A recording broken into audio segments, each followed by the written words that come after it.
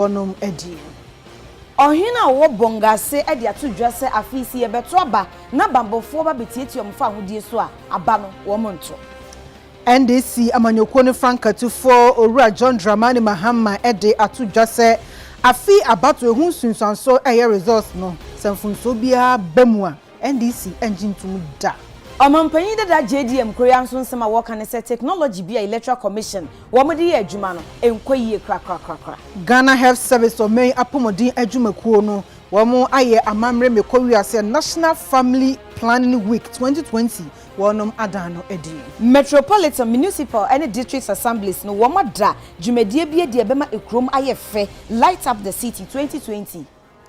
Awusanfo wei ene ensembia ebi eka ho na editie na edihwe ene aso so krojia yede ebremu ewo UTV so ewo enkran abeka junction midin ade Afia Adutwumwaa Morosa mene Obahima Afia kire Asiedu Afrika sebono emu ensem enie Ghana mampai na adodankwa ekufo ado akasa amemu no wode adesredi mu oduye pa ato eye Western North mantam ni mu nananam himfu bedwa nanim sei eni die mu ada wanyu omu fam die aye sefata na eye katasese esumase dwumadie ena afa mekire corruption eni attentia awudisem ena afa galamsey eni de keka ho no momodian so betumi etu ase kra wode sansem we etudwa abro koye amamre ni amane na Western North Regional House of Chiefs aye mantam ni mu ahemfu no wokodan wonum edi ewo pastoral center eno no ewo sehwidata no ben sehwi yoso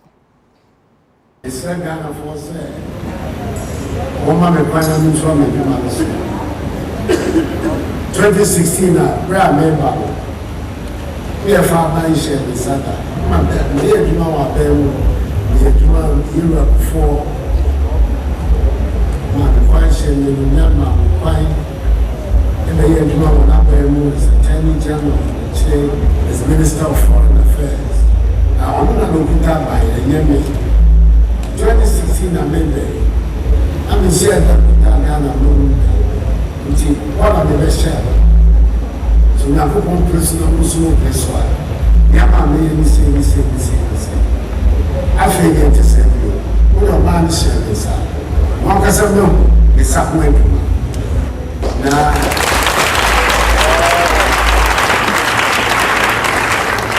And one man said, "Why me share with this one and this?" I say. Okay, I said, was that a common region? Was that a region? And also, and I said, I'm going to control. Everybody jump on you. I said, 4 more for another. And yeah, now the tissue, Western North, yeah, blue tie said that and from the meat about it was not a personality. I will be able to say, Chilean acid. And this is what I will say. No, as in probably a Chilean. If you press a better do, some of the transformers.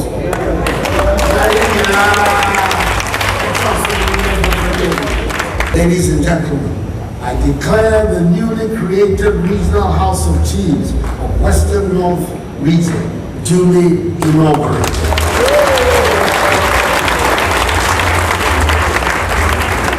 May God bless the Western North Regional House of Chiefs, the Western North Region, and us all. And may God bless our homeland Ghana and make her great and strong. Thank you. Bongaze hina owo banda nana ya bosom e de atudwa se Afia ba ye ba beto nse bambofo e de o mbeba so mbebo ban na eba no beto hye won so ye yakayaka de a e na nya de aba no beto esan se e bread ntro ekoso no eniema bambofo de o mfem no na e yade a ntwa yi kra akaga kra ni here beto aba politics this Say you na mpa ka kwan su be wura kure mu a wo koi saa na politics be wura mu atwa mu akọ tenure of office, 4 years ago, 4 years come, 8 years ago, 8 years come. And yet they are the little movie wako. Mama yanka sense yeti before. Esa no esi gromu ha. Enye mo na se for na eku. De mo ni ba le di mo chi no. E na na eku. Me be bi sie ya mo ba kokora. Je bo ba ma ga ti yen. Dimesro. Wo gbe kejo ma bani. Na mo ga sense mo amo ya ma yo se mi se yes. Se mo ada enya ado. Se ye betu aba. Na sa huhu bi be ba ha se. Omo ba be body bi hu ban ye be ye we enya abato ye nto e wo grom ha esa so omo be ku esa be ko se yi ye ntu mo ga san chire o se NGB bia ye beto aba abano so beto ama party a betimi achichiri ye man na mpuntu aba na ahutoso aba na asomdweso aba omai abaya ye otui ye daachi aba eye tono uhwe serie ye betu abaya ye wo nipa minu anase party minu a ewo kwa ebitmedi kunin eri Nana Adutwumwaa Akufo-Addo MPP Abai any former President Mahama any NDC Omo de yebeto abai ama na yebeto abaya yebehwe because yengina yenim say former President Mahama any NDC omo ba abai mo efie wontwi enyasa Omutana bayimo efie wontwi ye betu abanwa acho yembisa yemo se NDC ene John Mahama omutana abayimo efie wontwi no yebe mfasuo no modema pandamai anase poplasima ene NDC amanyokono afre ensamtrofo enhyemu ema ensema kudo a etete wonom adano edi na no eno mo franka tufo Owura John Dramani Mahama akasa ede atodwa se afi abatoɔ no ehun sunsanso eye results no wɔkyerɛ sɛ mfumso bi eyi ne ti ewo mu a hwea kai NDC wɔn nje results no entumu eda na no eno watoa so ede atodwa sɛ new voter register exhibition ye ekɔsoe mfumso pii na apiepie mu na so electoral commission fo atwi wani sɛ de wɔn mu ehuye no wɔsi wei eda di sɛ afi results no kwan bia so electoral commission fo ebetumi ede wɔn nsa aka Ekwa na watwe na abato komisa bie ne nkrata mu to no se yenkohwe yedin a yetwere ne semfum so die bi ho a yenka ne esesa no na se yedin ni mu so a yenka ne yemfa hyem na wonom kohwe omudin dodo na akyere so omudin ni mu eno na NDC fo kyere se won ye yi omudin ade afidi ntwe krata mu dodo na NDC fo enti sentro fo hyem yo mofre yi Owura John Dramani Mahama ne kasa no sesa abato komisa nim na Afia ba beto de zunsuan so bia ba ne no mu de bo abira mu nyintum sei eno kyerkyere sem ni mu. That IPAC is what has made our electoral commission one of the best in the whole of Africa. Indeed, other electoral commissions have copied our IPAC idea and created advisory councils of political parties where issues are discussed frankly and consensus is reached in how to deal with them. But this present electoral commission has a phobia for the IPAC. They're even afraid to call a meeting of IPAC. And when the electoral commissioner says we have the mandates, we have the mandate, that is what is resulting in what we're seeing today. Because you want to do things yourself. The political parties are critical stakeholders in the electoral process. And all of them must feel confident that they have participated in the processes leading up to the election. And that is what makes it easier for a party to accept that it has lost the election. But when you go in secrecy and do all kinds of things, and the processes are flawed, you don't expect me to say I'll accept the results of a flawed election. I won't.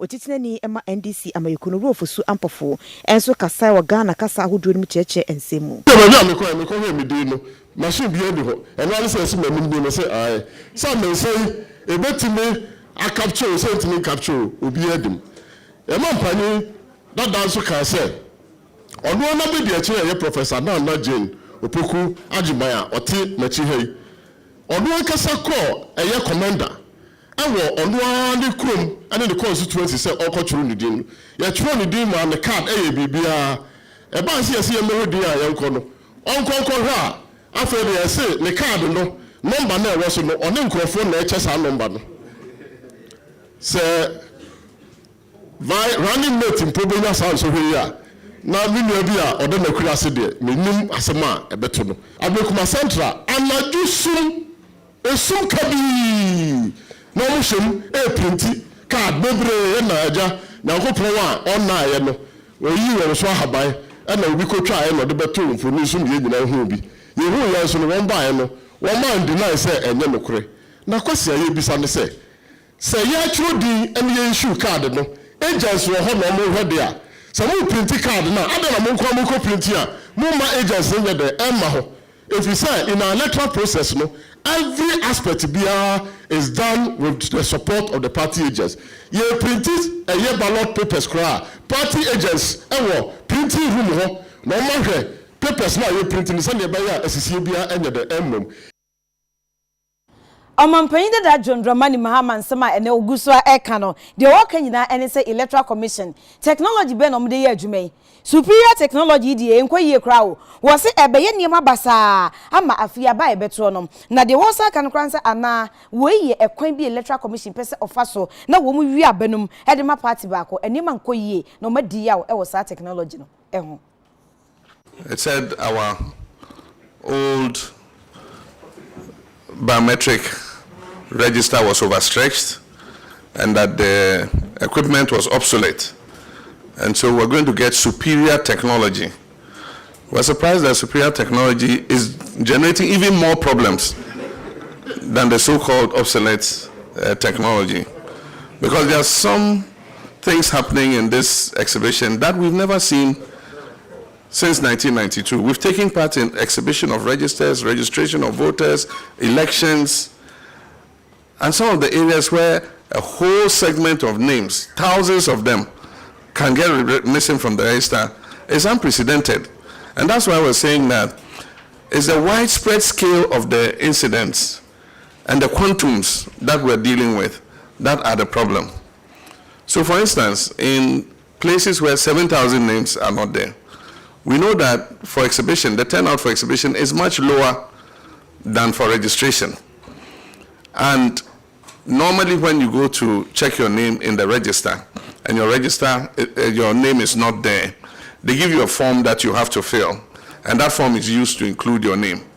So if you go to those stations where 700 people's names are missing, 900 people's names are missing, so if they don't come for the exhibition, how are you going to capture them and replace them in the register? That is what we're talking about. And all these will not arise if this particular electoral commission had a close collaboration with IPAC. That is what IPAC is for. That IPAC is what has made our electoral commission one of the best in the whole of Africa. Indeed, other electoral commissions have copied our IPAC idea and created advisory councils of political parties where issues are discussed frankly and consensus is reached in how to deal with them. But this present electoral commission has a phobia for the IPAC. They're even afraid to call a meeting of IPAC. And when the electoral commissioner says, we have the mandate, that is what is resulting in what we're seeing today. Because you want to do things yourself. The political parties are critical stakeholders in the electoral process. And all of them must feel confident that they have participated in the processes leading up to the election. And that is what makes it easier for a party to accept that it has lost the election.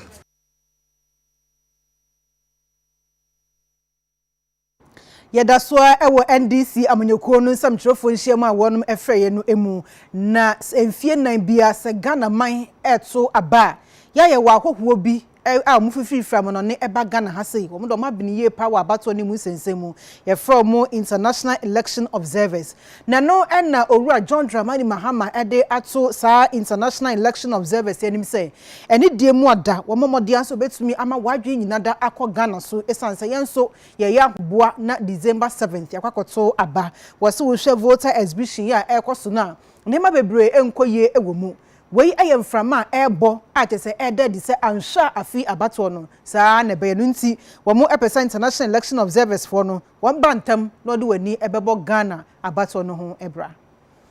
The first people to inform would have been the political parties and say, look, we've noticed this problem.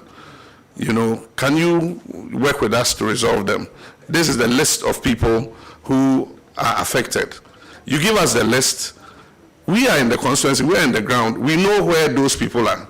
We would have gone to mobilize them and say, look, go to the district office and go and change your card. You haven't told us, you haven't involved us, and then you go surreptitiously in the night and you're printing new voters' cards. And the people whose cards you are printing don't even know there's a problem with their cards. That is what we're talking about. You see, this whole thing is generated by headstrong behavior and the refusal to listen to advice. We warned about this and they refused to listen. And that's why I say it's either generated by malice, the deliberate attempt to steal the election for somebody, or incompetence, or both. Ghana Health Service womo ada National Family Planning Week 2020 edi na botai ni nyina ene se wo ye ncheche amomanfo ehu enura apomuden panyimfo agiatum na obi nye krado so obenyinsen a obetumi anom na abɔ ne ho ban enkanka emaye afi no womo esi so e COVID-19 ebrei emo.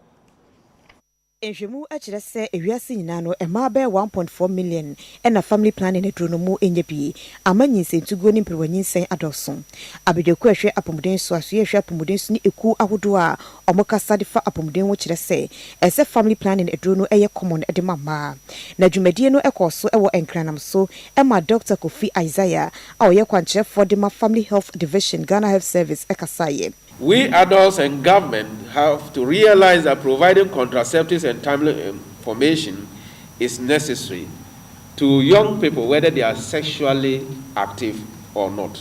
To all the other agencies of the Ghana Health Service and our own agency, the Ghana Health Service, we are committed to the promotion of maternal health and adolescent health through the use of cost-effective interventions such as family planning.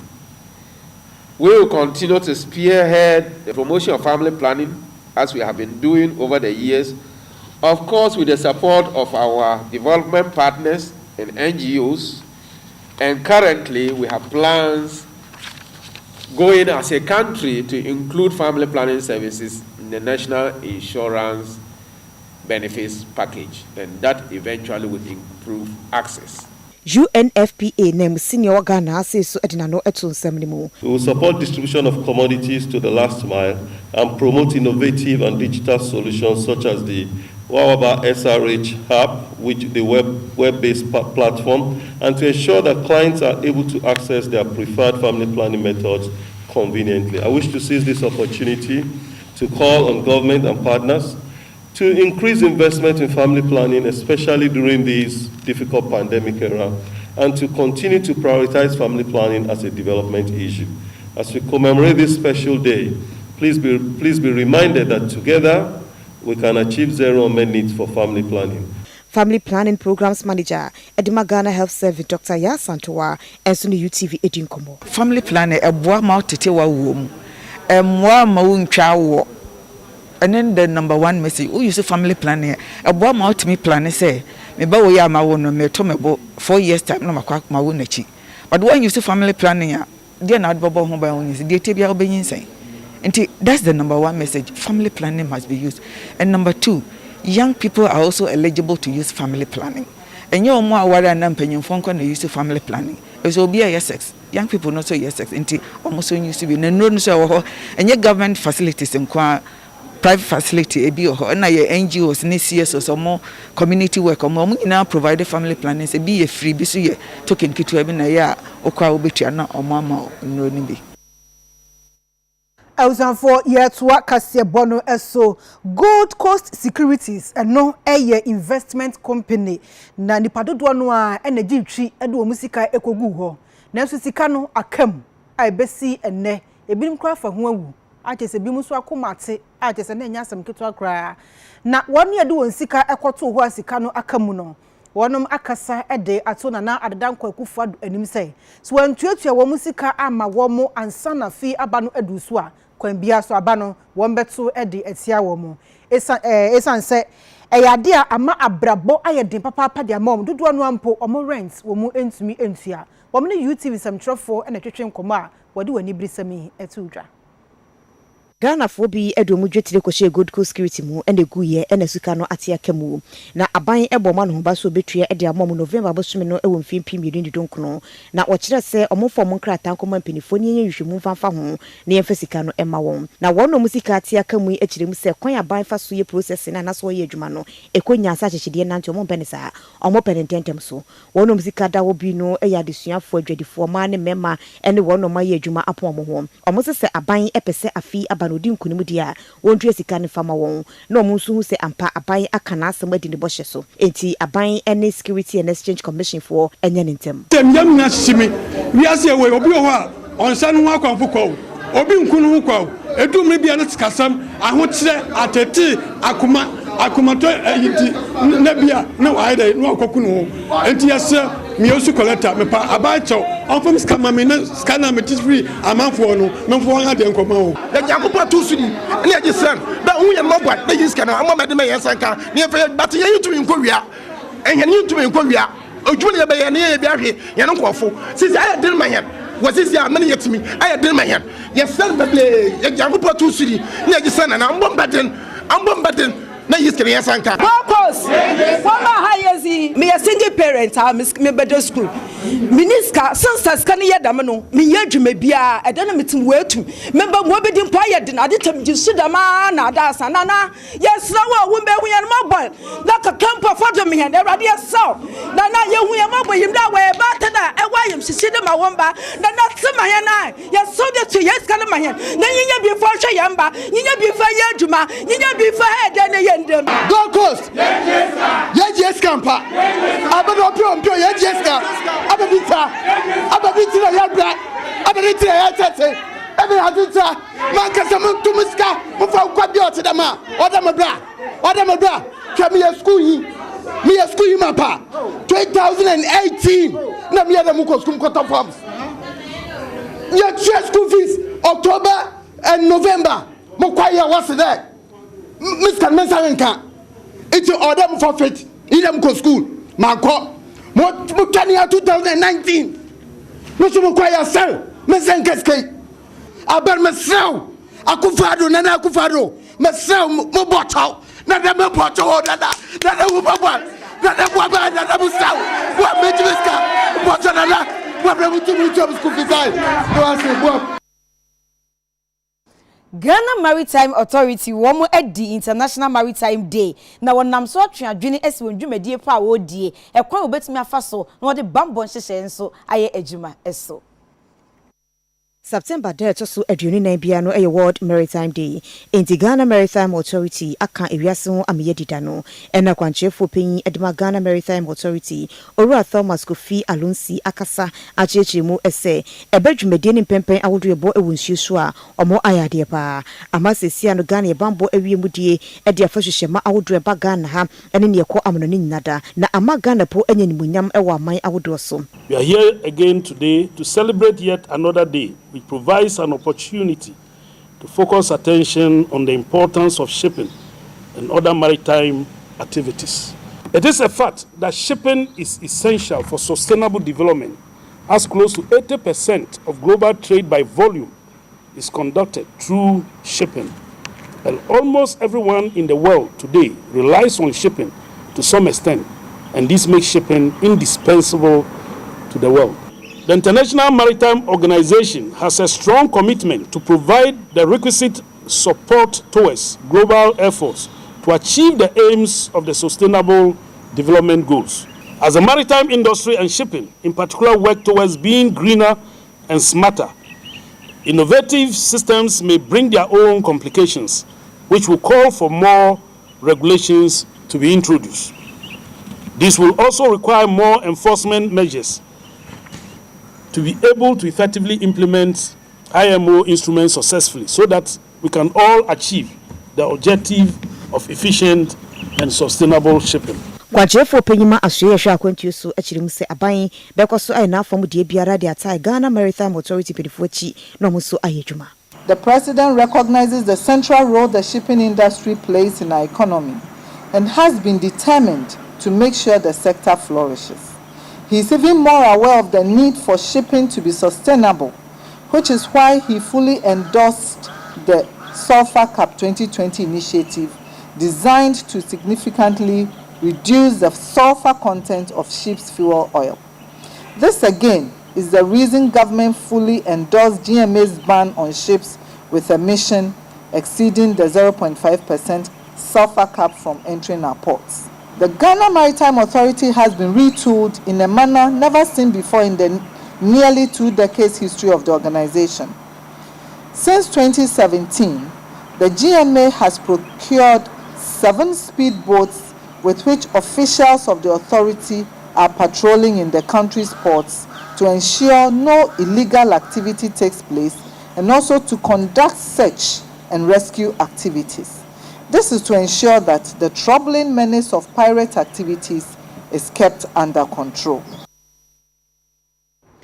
Opanyikasia wono ene boaboa ema edom ano ema MPP amnyokono ewo mfifi mantem eyema me Charlotte Adwoa entry wakasa de ato Ghana ma enim se afi abato no womu entu ne bum ema nana adedankwa akufo de se de beya ne hihye papa wodi egu akwanso a ebo ema chidom no aban no ebetumi atwa so aye ejuma ya 3.5 years no onyaza wo bere obedua in fact so yeah no pena ya yeah can you president ni win no or your banker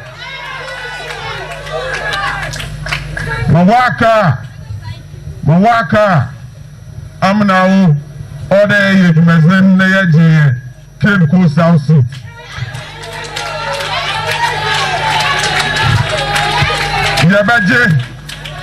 yabaje osande the MPR yini wa ha yemani 8 years no ye wo share population a man is about 52%.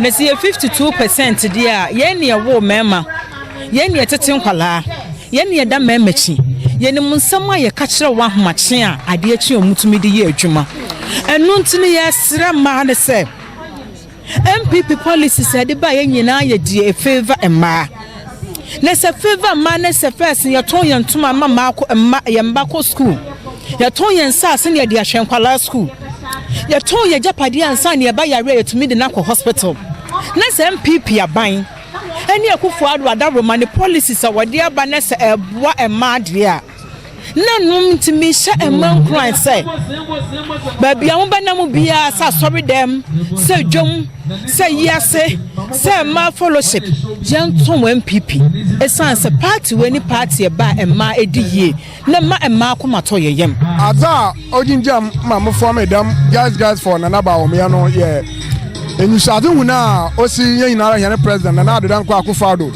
na hene parliamentary candidate MPC dwumaja we did bo Ghana ma yinara the demonstration na nketese ina so most of them were tertiary students but once your president then you saw doing about education now or doctor or wabua MP Pramayeku monana the danko akufa do something the second time the demonstration abrasa fatada or muka wan boa no abusian for madaro ma ye twa ho aginkrato ya ba ye ka de akanyina ye de bema mo